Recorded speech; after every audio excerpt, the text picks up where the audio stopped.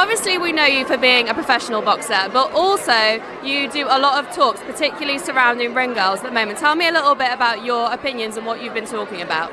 Well, I have young boxers as ring card kids instead, kind of mascots, similar to what they do in football.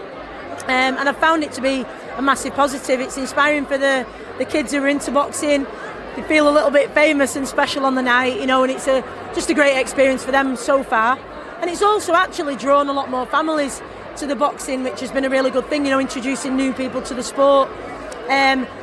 Personally, I'm not a fan of having ring card girls.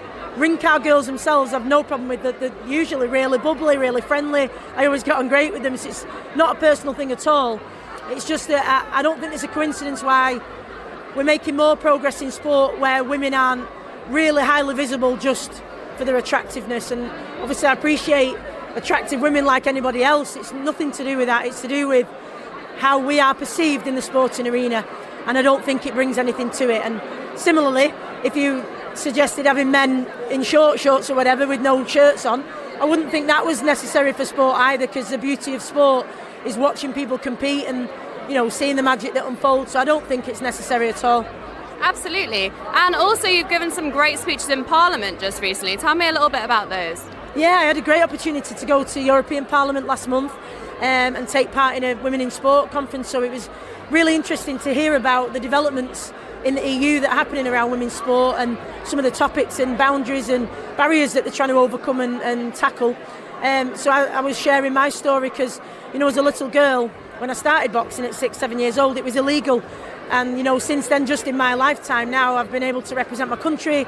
I'm now a professional boxer, but we still only have 3 weight categories for women at the Olympics and so on.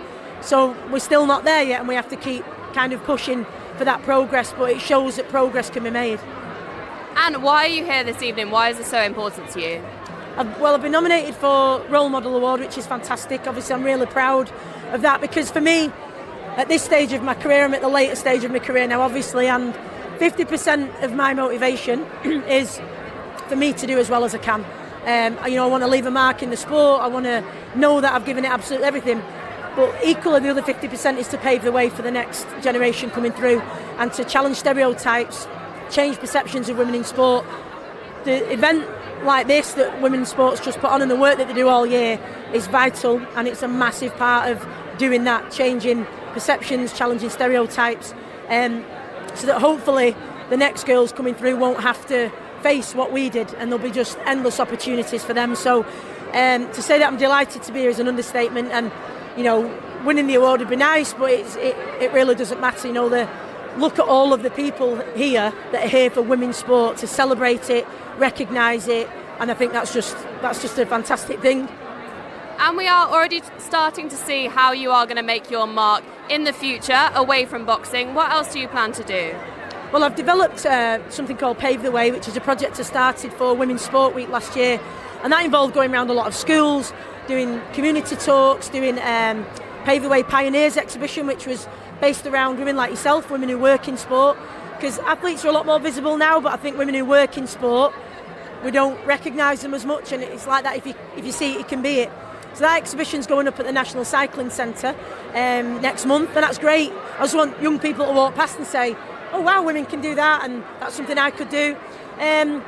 So I've done about 58 talks since last year, and around having a full-time job and training. So what I'll be looking to do is develop Pave the Way as a full-time thing, and then I can have that much more impact. So yeah, it's just massive, a massive thing to me to be the role model that wasn't there when I was a young girl.